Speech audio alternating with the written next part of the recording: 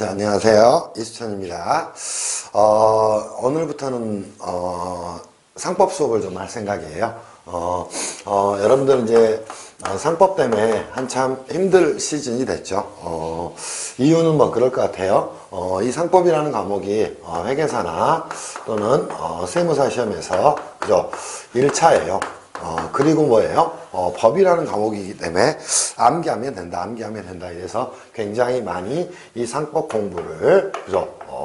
하지 않고요. 밀어놨던 친구들이 굉장히 많을 것 같아요. 그래서, 제가, 핸드북 특강을 통해서, 그치? 지금 하는 수업은 핸드북 특강입니다. 이 핸드북 특강을 통해서 많이들 가지고 계실 건데요. 자, 수업을, 이론 정리를 다시 한번 이 상법에 대해서 좀 해드릴 생각이에요. 수업은 이렇게 진행을 할 겁니다. 첫 번째, 이제, 회사편을 먼저 좀, 정리를 좀 해드릴 생각이에요. 이 수업이, 그지? 회사편 뭐 하는 것이다? 이론을 다시 한번 정리를 하고요. 또, 내가 얼만큼 상법을 공부를 했고 또 모자란 점 뭐가 있는지 이런 부분들을 좀 정리를 합시다. 제가 회계학원에서 이제 좀 나와가지고요, 혼자 있으면서 여러 가지 이제 준비들을 하고 공부를 좀 하고 있는데 이 상법에 대한 부분이 이제 정리들이 좀 많이 안 되고 있는 것 같아요. 그래서 회사편에 대해서 이제 가끔 학생들이 저한테 문자가 오거나 또는 질문이 오더라고요. 대부분의 내용은 뭐예요? 2017년도에 그치? 대법원 판례 중에 굉장히 많이 바뀐 것이 있습니다. 이런 이야기를 하게 돼요. 그런데 제가 볼 때는 뭐 그다지 많이 바뀐 내용이 있는 것 같지는 않은데 이런 이야기를 하더라고요. 가장 많이 영향을 미치는 건 판례가 한 2개 정도 있는 것 같아요. 하나는 뭐가 있을까요? 그치? 특별한 내용은 없어요. 자, 봅시다. 자, 형식주주라는 게 존재하게 됩니다. 그리고 나서 뭐가 존재할까요? 그죠? 이 실질주주가 존재하게 됩니다. 그치? 그때 여기에 대한 충돌 문제가 생겨나겠죠? 그럼 상법의 주주의 파악은 회사편에서 어디서 하는가요? 자, 주주명부에 의해서 하게 되는 겁니다. 그렇다면 이 주주명부상 주주가 A였다는 거예요. 근데 실제로 뭐예요? 자, 뭐 죽음을 실질적으로 납입한 자는 B였다. 오케이? 자, 이랬을 때 굉장한 문제가 생겨날 수 있을 거예요. 상법은 기본적으로 현재까지의 대법원 판례는 뭐예요? 그래도 뭐다? 이 실질 주주가, 그지? 완벽한 주주다. 이런 견해를 피력을 했어요. 그러다 보니까 어떤 문제가 생겼을까요? 주주명부의 3대 효력 중에 뭐가 있나요? 자, 대항력이라는 게 존재하게 됩니다. 그 말은 뭐예요? 자, 그죠? 주주로 주주명부에 기재된 자는 뭐예요? 회사의 권리를 주장할 수 있다는 겁니다. 또 하나 효력이 뭐가 있을까요? 자, 권리 추정력이 생겨나게 됩니다. 그러면 제가 상법 기본 수업 시간에도 말씀을 드렸듯이 이건 뭐예요? 별도의 증명 없이도 모두 다 뭐다? 그지? 이 형식주주 A가 뭐라는가? 권리를 행사할 수 있다는 겁니다. 근데 이 둘 사이에 다툼이 제기됐기 때문에 대법원 판례는, 종전의 판례는요. 자, 그러더라도 뭐다? 이 실질 주주가, 그죠? 진정한 주주다. 이렇게, 그지? 판단을 했었어요. 근데 이거는 기본적으로 뭐예요? 이 주주명부의 대항력도 권리 추정력을 깨뜨리는, 그지? 결과를 가져오게 됐다는가. 그럼 도대체 이 주주명부라는 건 어떤 효력이 있냐? 여기에 대한 다툼이 제기될 수밖에 없었어요. 그래서 이 부분에 대해서 대법원 판례는 뭐다? 원칙적으로, 그지? 이렇게 형식상 주주와 실질 주주가 다른 경우는 현실적으로 거의 없어요. 오케이? 근데, 그죠? 다른 경우에 뭐 한다? 자, 주주명부상. 그죠? 주주가 뭐한다? 모든 주주권을, 그지?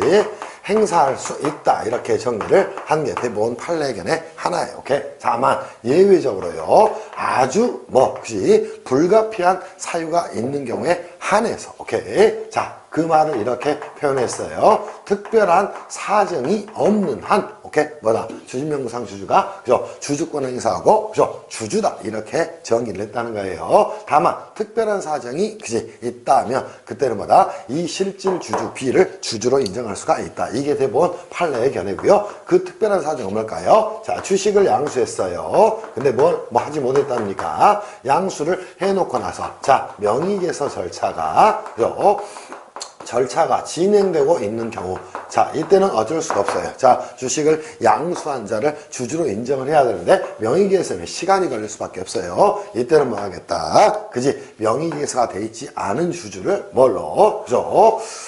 주주로 인정을 하겠다. 이게 대법원 판례 견해가 되는 거고요. 또 하나 회사가 뭘 한다는 거야? 자, 명의개서를 부당하게, 그지? 거부를 한다는 겁니다. 이때는 뭐 한다고? 그지? 자, 누가? 그죠? 이 주주는, 그죠? 주식을 양도를 해버렸다고 가정할게요. 그러면 뭐다? B라는 자가 주주가 될 수 있다. 이렇게, 그지? 결론을 좀 내려놨어요. 그래서 현재는 시험에, 여러분 시험에 출제가 된다면 전부, 그죠? 특별한 사정이 없나 주주명부상 주주가 혹시 진정한 주주가 있다고, 그지? 우길지라도 뭐다, 그지? 주주권을 행사한다. 이렇게, 그지? 정리를 하고 있다는 것입니다. 또 하나의 대법원 판례가 있다면, 이거는 좀 해석에 대한 문제가 약간 있었을 것 같아요. 뭐야? 자, 우리는 이사의, 그죠? 지위에 대한 문제를 한번 가서 따져보셔야 됩니다. 자, 이사의 지위는 언제 생겨날까요? 자, 내부적 절차로 조청, 그죠? 보통 결의를 거쳐야 됩니다. 오케이? 그리고 나서 뭘 해야 돼요? 자, 임용계약 절차가 완료돼야지만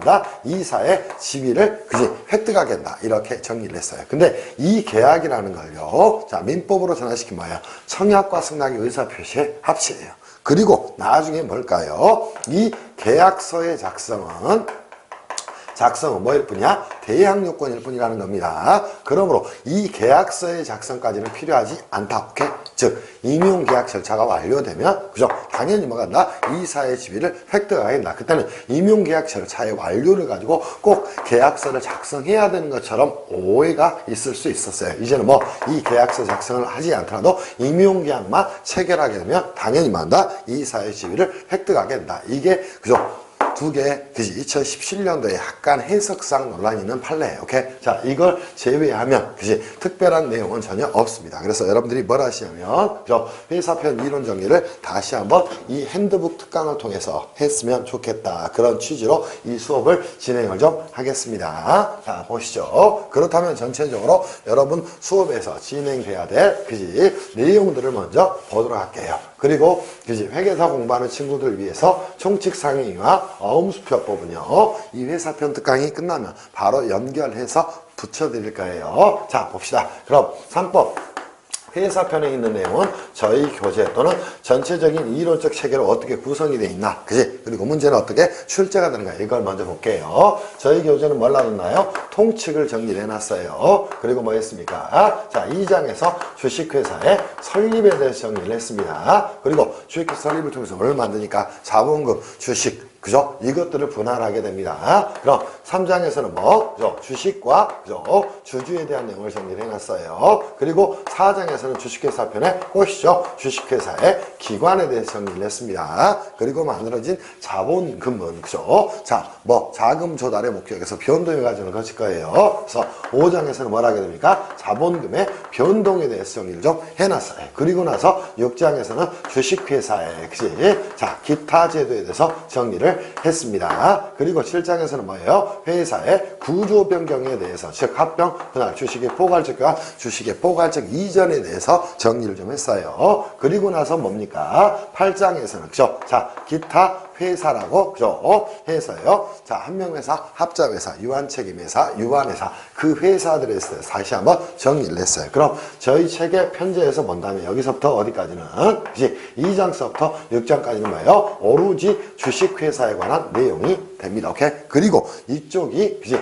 상법에서는 가장 중요한 내용이 될 수밖에 없죠. 자, 그래서 회계사 시험의 경우에는, 자, 회사편이 몇 문제가 나옵니까? 자, 24문제가 나옵니다. 그리고, 세무사 시험의 경우에는요, 회사편에서 40문제가 출제가 됩니다. 근데 요즘은, 그죠? 이 세무사 시험을 공부하는 친구들이 예전만큼, 그지? 이 상법을 공부를 좀 덜 하는 것 같아요. 이유는 행소법 때문인 것 같아요. 그 부분은 뭐, 그죠? 이야기를 하지 않도록 하고요. 그죠? 자, 회계사 시험을 중심, 또 세무사 시험을 중심으로 이렇게 살펴보면, 그럼 선생님 이쪽에서 문제가 어떻게 출제됩니까? 비율은 거의 비슷합니다. 자, 한번 보세요. 자, 주식과 주주와 주식회사의 기관, 이 두 개를 묶어서요, 거의 반 정도 출제가 됩니다. 자, 그럼 주식과 주주는 몇 문제? 한 5에서 6문제 정도 출제가 이루어집니다. 주식회사의 기관은 한 8문제 정도 출제가 돼요. 그럼 25문제 중에서 이 두 부분이 가장 중요한 부분이다. 이렇게 생각하시고, 그래서 혹시 공부가 좀 덜 된 친구들은 이쪽을 잘 정리하세요. 방금도 말씀드린 내용이 뭐예요? 자, 주주에 대한 판단 문제예요. 이제는 뭘로 보겠다? 그지? 주주명부상 주주를, 그지? 거의 99% 실질 주주로 봐도 무방하다. 이게 대부분, 그죠? 견해예요. 2017년도에 판례가 될 거예요. 그래서 이 부분이 굉장히 중요한 내용이에요. 그리고 주식회사의 기관에 대한 부분이 그죠? 굉장히 중요한 부분이에요. 그리고 나면 나머지는 조금씩 출제가 이루어집니다. 그럼 통칙에서는 몇 문제? 한 두 문제 정도 출제가 이루어지는 것 같아요. 주식회사 설립도 두 문제에서 세 문제 정도 출제가 이루어지는 것 같고요. 자본금의 변동은 한 문제에서 두 문제 정도 출제가 이루어지는 것 같아요. 그리고 의외로요, 주식회사의 기타 제도가 굉장히 많이 나옵니다. 그지? 왜 그럴까요? 자, 상법에서는 그지? 자본에 대한 모든 그지? 정리를 해주고 있어요. 근데 여러분이 재무회계를 배우더라도 재무회계에서는 자산부채만 규정하지 뭘 자본에 대해서 규정을 하지 않는다는 거야. 오케이? 그러면 자, 회계는 어떻게 처리할 것인가? 오케이? 또 사채는 어떻게 될 것인가? 또 전환사채는 어떻게 될 것인가? 오케이? 또 재무제표승인은 어떻게 될 것인가? 이 부분을 다루고 있는 게 뭐예요? 주식회사의 기타 제도가 된다는 거야. 그래서 이 부분도 최소 3에서 4문제 정도 출제가 이루어집니다. 그리고 구조 변경은 그죠? 한 문제에서 두 문제 정도 출제가 이루어지고요. 요즘 또 각광받고 있는 그지? 타픽이 어디예요? 이 기타 회사 쪽입니다. 왜 그럴까? 예전에는 자, 통칙에서 이 두 개를 그지? 각각의 회사를 비교하는 방식으로 끝냈다는가. 근데 현재는 그러지 않고요. 여기서 독립적 문제를 출제를 하는 경우가 굉장히 많습니다. 그래서 이렇게 해서 24문제 정도를 꾸리게 돼요. 그러면 세무사 시험의 경우 선생님 어떻습니까? 그지? 자, 여기에 배라고 생각하시면 되는데 꼭 그렇지는 않습니다. 통칙에서 그죠? 한 3문제 정도 출제가 이루어집니다. 그죠? 그리고 주식회사 설립에서 3에서 4문제 정도 출제가 이루어지고요. 주식과 주에서 보통 8문제 정도 그지? 출제가 되는 것 같아요. 기관 쪽에서는 12에서 13문제 정도 출제가 이루어지고 여기는 마찬가지예요. 한 문제에서 두 문제 정도 출제가 이루어집니다. 그리고 주식회사의 기타제도도 3에서 4문제 정도 출제가 이루어지고요. 구조변경도 뭐 한 2문제 그리고 기타 회사에서 가끔씩 3문제 정도 출제가 이루어지는 것 같아. 그죠? 그래서 여러분이 공부를 하실 때는 자, 상법 뭐예요? 여러분이 이 상법 공부를 할 때는 혹시 자, 상법은 무조건 몇 점 맞아야 돼요. 오케이? 자, 90점 정도는 맞아야 돼요. 현실적으로 힘들다면 뭐예요? 그지? 자, 85점 정도는 무조건 맞아야 상법을 그지? 조금 한다 이렇게 이야기를 하게 됩니다. 그래서 상법은 절대 놓치지 마시고요. 일단은 시험에서 가장 중요한 거야. 오케이? 1차 시험을 붙어야 2차 시험도 있는 거예요. 그러니까 그 부분에 초점을 두시고 공부를 해나가시기를 바랍니다. 무슨 말씀인지 이해할 수 있겠죠. 그래서 이렇게 출제가 기본적으로 이루어지게 됩니다. 그렇다면 선생님 저희가 해야 될 그지? 내용은 뭡니까? 지금부터 그죠? 통칙으로 들어가서 수업을 진행을 할 것이에요. 자, 한번 가보도록 합시다. 그러면 그지? 이런 정도의 출제 내용을 보시고요. 상법의 현재 개정 내용은 없다. 다만 판례가 약간은 해석상 과거와 그죠? 성격이 좀 달라진 측면이 좀 있다. 이렇게 정리를 좀 해놓으시면 될 것 같아요.